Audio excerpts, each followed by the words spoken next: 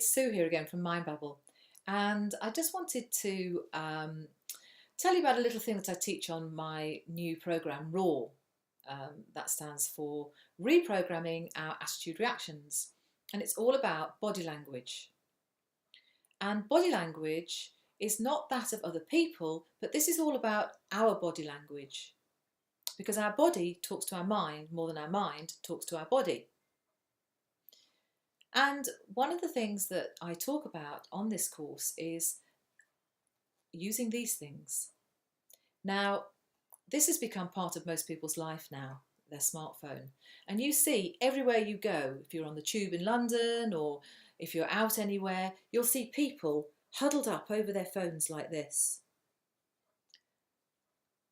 Teenagers in particular, I mean, they seem to be permanently attached to these things.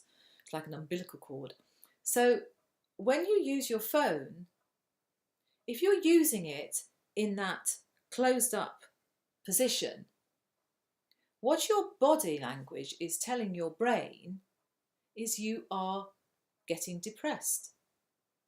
When you look at people who are depressed, sad, miserable, then you'll see that they start to close their body up, they sit hunched, protective.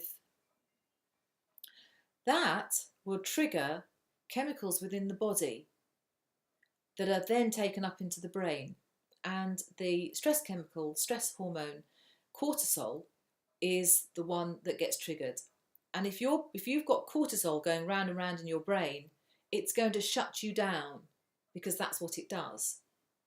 So if you spend hours on this thing, hunched up in that position, you're actually telling yourself to be depressed. This is actually not a bad thing to tell the teenagers. I mean, I don't think you'll get the phone off them. They need to be surgically removed normally. But teach them to use their phone higher up so that their pose becomes more open and their head is up. Do it from here. It may not look so good, but it's actually going to make them feel better. So if you don't want your body telling you to be depressed and fed up, change the way you use your phone.